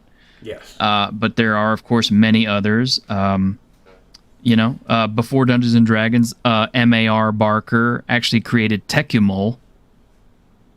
So that predates Dungeons and Dragons. What about Boot Hill? That's Boot still Hill, TSR. That's right? TSR. Yeah. I've actually got reprints of second and third edition of that. I have a copy of Bushido, which I that's really an oldie. enjoyed. That was an oldie. Fun Yeah. game. I think that was the same. Was that the same company? There's Traveler. Traveler's an oldie. Yeah. That was the game where you could die in character creation. Really? Yeah. I didn't because know that. The original writer, and I'm so bad I forgot his name, but the original writer, his concept was he wanted you to be able to basically role play a little game of your own on those nights when you couldn't get a game together. So by going through all the charts and rolling up characters, it basically created a life all the way to death system for generating characters. Interesting. Yeah, RuneQuest has its own authorship controversy. Yes, it does, Ivan. RuneQuest, of course. RuneQuest is good stuff, though. And Antiderivative Jill has asked the 8-Ball, is Deckard a replicant? And the answer is, Outlook, not so good. And Captain Spock says, I've come full circle, and this month I am really into skirmish tabletop wargaming, although it's moderns for me. Oh, well, there you go. RuneQuest has its own authorship controversy. Mm-hmm. Bushido was a great game. Yes. I got the Bushido box set right here. Connoisseur's choice. I was not able to get Bushido, unfortunately. I have Bushido right behind me. Dang. And RuneQuest is the bomb. Yes, it is. You were saying. Yeah, RuneQuest is currently enjoying a resurgence because they're into their, I don't know, 5th printing or so, 4th printing. Of course, Sandy Peterson died a couple of years ago. Didn't know that. So, yeah, he did. He has passed on to the great tabletop game. Beyond. Yes, with Dave and Gary and another playing out there in space somewhere. That's right, him and M.A.R. Barker and one other guy that a lot of people aren't familiar with but should be. And that is Dave Hargrave, creator of the familiar sounding name. Yeah, it should be, because he made the Arduin Grimoire. He also wrote a lot of stuff for Chaosium back in the day. I know what a grimoire is. Are you saying he was involved in the Call of Cthulhu? Not necessarily, but he created he created a role-playing game that was called the Arduin Grimoire, or the World of Arduin. It was several series of books. I've got the originals over here in the box. Oh, wow. Cool. Yeah. And that was back in the 70s, I bet actually. Those would fetch a price on eBay, huh? I'm not selling it. Not that would happen, but yeah. But see, the thing is, he came up with it about the same time that Dungeons & Dragons came out, and he tried to pass it through Chaosium in 77 to Greg Stafford. Why do you say that and not Chaosium? I don't know. I've always heard Chaosium. How do you say it? Chaosium? Mm-hmm. Interesting. Okay. Just the way I say it. Yeah. The only problem is Stafford. They just had a Kickstarter where they released a 1-inch box and a 2-inch box of all their original modules, all their original games. I think it was like $75 for the 1-inch box and $200 for the 2-inch box. Oh, that doesn't surprise me. They reprinted everything as soon as you made your pledge. It was like a week later it got sent out. They didn't have to change the art. They had already done like any typos or anything. They had changed that.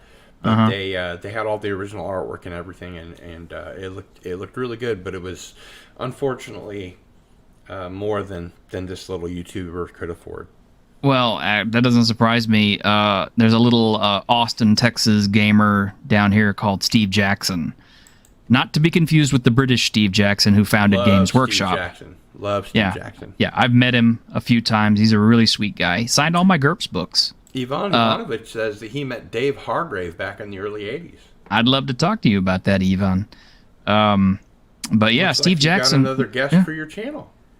Steve Jackson has been relaunching all of his old titles on Kickstarter. And matter of fact, I kickstarted his re-release of the Fantasy Trip with all of the maps and everything. Heard of. Yeah, the Fantasy Trip. Ooh, I think Stripe says Steve Jackson was my college in my college science fiction club at the University of Texas. Tiger Stripes, you're an oldie like us too, huh? Yeah. Okay. And don't forget Car Wars. Yep. Car Wars, Ogre, Illuminati. GEV, Illuminati. Yes, all those little pocket box games that Steve Jackson released. They are great, and I still have some of them. I still have some of my old original Car Wars stuff. I'm jealous. I'm envious. I've got a ton of role-playing game books that have not seen the light of day in well over 30 years. But they're there may have to be a road trip in my near future.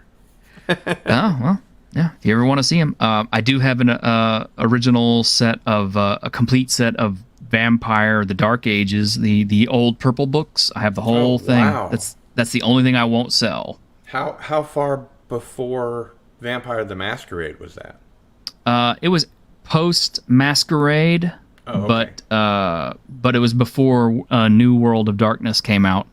I have a Vampire the Masquerade poster behind me over there, but I see it's a World of Darkness poster. It's so dark you can't make it out. No, I can see it. And that's not actually the WAD poster. That is the original Vampire the Masquerade cover. Yeah. And I do have an actual print of Vampire the Masquerade first edition or is it second edition sitting over there in my drawer somewhere. One thing I really liked about Vampire the Masquerade after all those years of Dungeons and Dragons and Car Wars and Boot Hill and blah, blah, blah, I actually wrote a dozen fantasy role-playing games. Me too. Interesting. Not a dozen, but a couple. But I liked the fact that Vampire the Masquerade really embraced the play is the thing, and it didn't have so much to do with the indices and the dice and all that kind of thing, although those were there. It was really about how you play your character. Yeah, it was more it was character more theatrical, driven, more dramatic. Yes. Yeah. And that really it struck a chord with me because I'm not only a writer and a screenwriter, but I've been an actor. I've been on both sides of the camera, and I really liked the idea that, you know, it's not just, okay, it's your turn, what do you do? Roll this die, you know, but okay, it's now your turn. How do you perform? Yeah, I do find it kind of interesting that I ran Vampire recently for a group of D&D folks, D&D 5th edition folks. Mm-hmm. And the White Wolf version? Yeah, of course, the original White Wolf version. And although, actually, let me be honest, it was the Onyx Path VTM 20 version, the 20th anniversary edition, which I consider to be the best version you can possibly get right now, outside the originals. Captain Spock says he's nerdgasming. I bet he is. But, yeah, although quite a few of the players in the 5th edition game did not like Vampire, there were a few players who liked it so much that they were asking me, where can I get the book? I want to run this for my friends and all this stuff. So they actually got a hardback copy of, and it's a $90 hardback to buy the V20 version. But yeah, so I have managed to make some converts to Vampire, old school Vampire. And this, which you have posted up, this is a link to Whitechester, Prison City of the Damned. And the reason I want to bring this up to you is... They are 85% of the way there. Uh-huh. Well, they need a little bit of help to get there. Yep. But here's the thing with that. That Indiegogo is run by James Desborough, better known as Grim, who is my co-host on Dungeons and Discussions. Sure. Now, here's the deal. Grim has fallen ill. Yes, I heard about that. His blood pressure has gone out of control. They're trying to get it under control. And he is having to take it very easy, but he is still going to get this to its completion. And he's been reaching out to people to help him with this, including myself. So So you are the mouthpiece. Well, I'm not only just the mouthpiece, but I'm also writing this thing. I'm helping write this thing. Cool. I've got the full manuscript that he's using to work from. And let me tell you, it's about a 270-something page manuscript just to start with. I would play this, but I'm sure I would get a copyright notice. No, you wouldn't, because it's from Grim, and Grim would get a notification, and he would not strike you, especially if I tell him, "Don't strike us." I'll take you at your word. Let's give it a go. Yeah. Oh wait, you have to turn your sound up. I think I have to turn the sound on first. Let's stop sharing, and then we will share with sound. And just to let you know, I am not necessarily being compensated for this at the moment. No, I bought my own copy of it, and as a friend, he reached out to me. Yeah. So we're gonna widescreen this. Lord 1666 came the this the other Annus day. Mirabilis, the year of miracles. The plague returned. London endured the Great Fire. England went This is awesome. I watched this yesterday. This is really cool. to war with the Dutch. Newton upended and advanced natural philosophy. Amongst those miracles came the comet that raised the dead. England, still recovering from the Civil War and in the throes of the Restoration, was the hardest hit. Still, over the course of a year, the grizzled veterans of decades of war were able to put the dead back into the ground. Save Winchester, the city, which was lost, overrun, walled in, and made into a prison for damned souls. Resurrected as Whitechester. It is 1667, and you are condemned. May God have mercy on your soul. Back Whitechester on Indiegogo for more information, cheap and free products, and a chance to shape the city of Whitechester. Whitechester will be a 500-page city crawl for 5th edition D&D, Grimdark 5th edition, and hopefully Morkborg and the OSR. Spread the word. Yeah, it is like Army of the Dead, but it doesn't suck. That's really cool, man. It's awesome. It's even more awesome than you think. I had no idea that was his, or that you had anything to do with it. Yeah. I just happened to watch it, and I was like, man, that looks great. It is going to be great. And the best part is I'm adding some rules and things to make it more interesting and scary, personally. But the other part of it is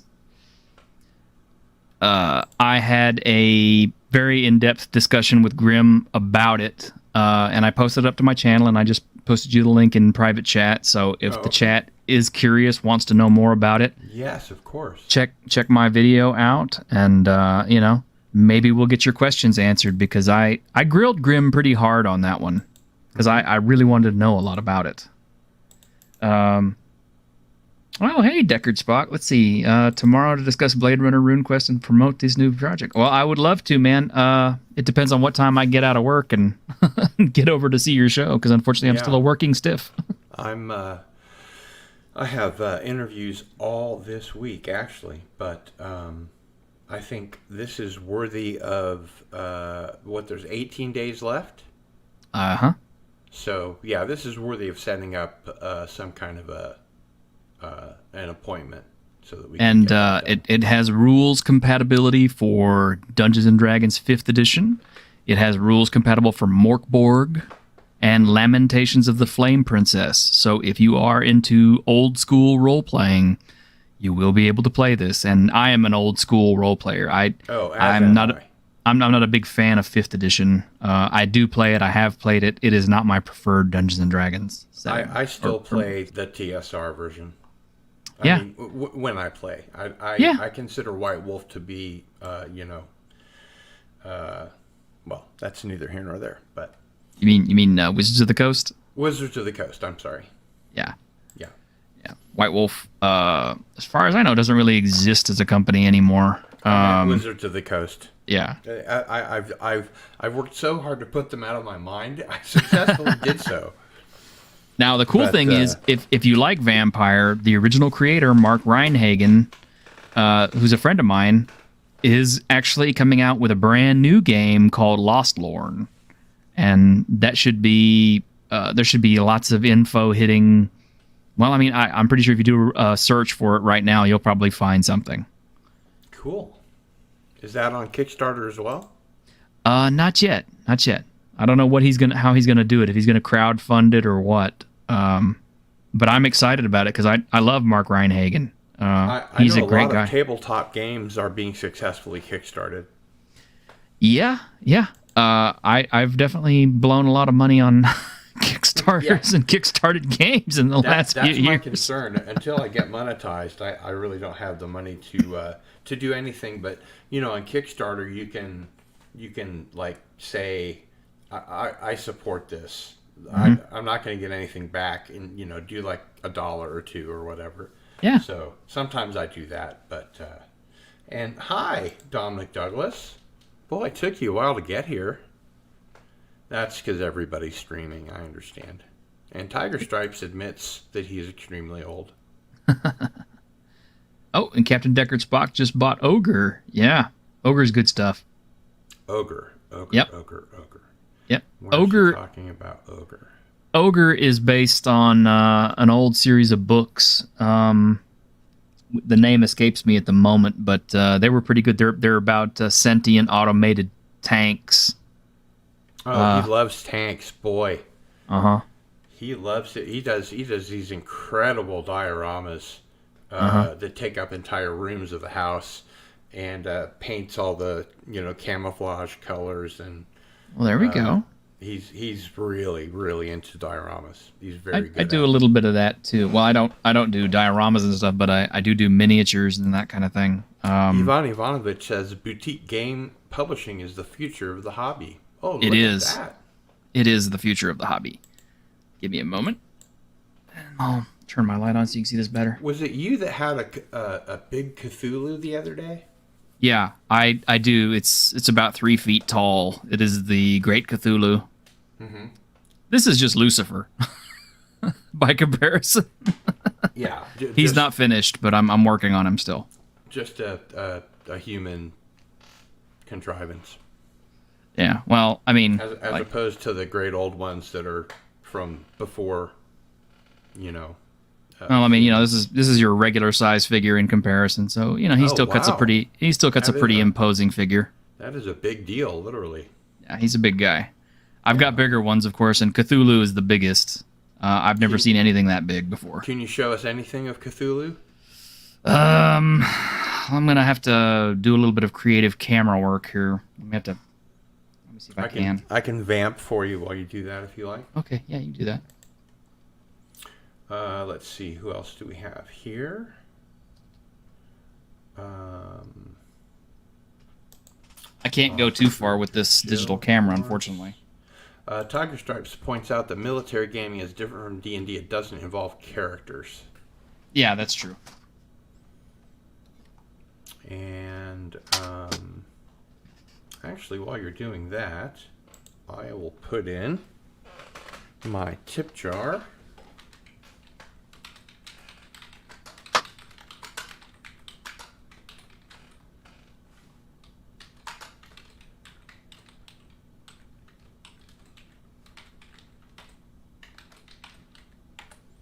Because the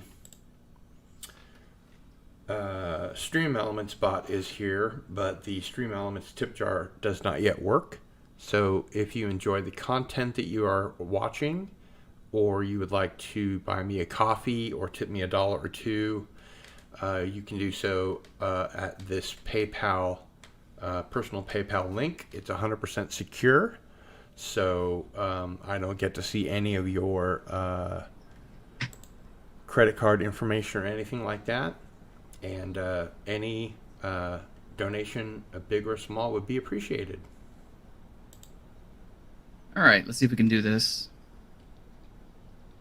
I'm gonna just give you the whole thing here. Wow, that's cool. I think I'm having a nerdgasm now. Wow. Wow. Nice. And the wings. We got to see the wings. Oh, they're small by comparison. Vestigial, yeah. That's really good. Oh, I'll hang on. Let me see if I can do this really quick. Find a little figure here. Oh, you're gonna show us the colossal size by comparison. Yes. Okay. So this is your average D&D miniature. It's your average D&D character. Mm-hmm. It's like 50 stories tall.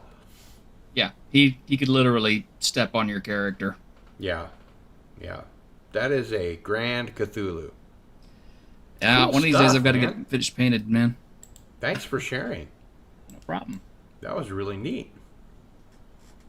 And Zax is here. Hail, Zax. I love you, dude. How's it going, T-shirted historian? It would be going better if I wasn't knocking everything over here. Yeah. And Tiger Stripe says, that's some nice painting. Thank you. And Appreciate I must that. agree. So this is a model kit, or how did this? Is this a 3D printed type deal? No, I actually, several years, well, a year or two ago, a company called Simon came out with a game called Cthulhu: Death May Die for the tabletop. Oh, what a great name! Yeah, and it of course featured lots and lots of miniatures, which Simon is known for. But it also included Cthulhu, that Cthulhu, and it is supposed to be a literal scale representation of Cthulhu in the game. Wow! So this came with the game? Well, this came in the Kickstarter. I had to pay like $130 for that, which is cheap, really, for what you get. It really is, actually. Yeah, I mean, I've seen Warhamster selling stuff that doesn't look nearly as good. I've never heard of Warhamster before. Yeah, that's what we call Warhammer over here. That's funny. And so what's it made of? Is it just plastic? No, it's some kind of urethane, I think. Mm-hmm. It's too big and it's too heavy to be just regular thin plastic, so it is. It's a thick urethane type material. And are you done painting it, or? Oh God, no. How far along hell would no. you say you are? What you saw was the base coats. Oh, okay. So you've got a long way to go. Oh yeah. Yeah, it is Tiger Stripes. Says that's a great price for Kickstarter. It's a very detailed model too. Yes, it is. You might still actually be able to find one of those on eBay. Probably about $200 now. Yeah, but and probably still worth it. Yeah. I mean, if you do play tabletop role playing games like Dungeons and Dragons, what a great background that would make. Oh, at the very least, yeah. Or if you're, going to simulate combat, it's kind of like you just plonk that thing down and you tell your players, like, I'm tired of your shit. Mm-hmm. Ivan Ivanovich says, one does not finish painting a miniature. He is absolutely correct. You never finish. This would probably qualify as a bigiature. Yeah. It's actually more like a statue at this point. Yeah. It's so big. But yeah, you never finish painting a miniature. You finally get to a point where you're either tired of fucking with it or... Zach wants to know, how many hours would you put in working on that? Rough estimate. Well, that depends. If I had an airbrush, I could probably knock it out in a couple of days. Mm-hmm. But since you don't? But since I don't, and I'm having to hand paint everything... I suppose if I sat down and I dedicated myself to getting it done, it'd take me about a week. Probably. Oh, okay. Which is not too bad. So you have really yet to begin. Yeah, that's my biggest problem. And one of the things too is I'm still thinking about how to proceed on it. It's kind of like do I want to do specialty paints on it to make it look cool, or do I just want to make it just look grim and terrifying like it is? Because I mean, as it looks right now, it's pretty horrific and have you had an airbrush before? No, and I've never learned how to use an airbrush. One. No, and I've never learned how. And I would like to. There are a lot of tutorials. Like this might be the right time. Yeah, I have friends who use it and would probably be willing to show me how, but I'm a bit of a coward. Plus, that's an expensive investment.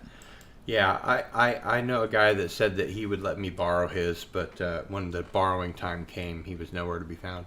Tiger Stripe says, I don't know. I do believe there's a point where a work of art is done. The issue is knowing when. Well, that's true. Yeah. Yeah, if you enjoy the process, that's everything. It's kind of funny. I got back into miniature painting because I wanted to paint miniatures for tabletop gaming. And as it happens, I rediscovered my love for it because I used to paint Warhamster way back in the day. Mm-hmm. And then I stopped. Loved the books. I remember I gave my best friend a Warhammer book for his birthday, and it was thick and it was beautiful. It was, I mean, I'll tell you what's 1980s, Yeah. Oh yeah. You know what's sad I have an original copy of Warhammer 40,000 Rogue Trader. Mm-hmm. And the day I got it, I ordered it way back when it was new. And the day I got it, it was so cheaply bound that the book literally tore loose from the spine within a day. No. Yeah, and started separating. So... Well, I guess now you'll have to go into bookbinding. I guess so. Actually, I was since I was way back in high school at the time, I found a cheap method for doing it. I hole punched all the pages, and now it sits in a big giant binder. Yeah, I mean it destroys any value that it had, but it's already destroyed. Yeah, but Tiger Stripes offers you could always buy a cheap airbrush to practice with. There is that. And actually, the funny thing is the airbrush itself is not what's horribly expensive. They're, up to $200 if you want a really good one. Mm-hmm. It's the compressor that costs a bunch of money. Yeah. I knew people, in the punk scene here that used to do the back of people's jackets and would airbrush, album covers, not custom, but would do the artwork via airbrush. Then it was duplicated for the albums and stuff.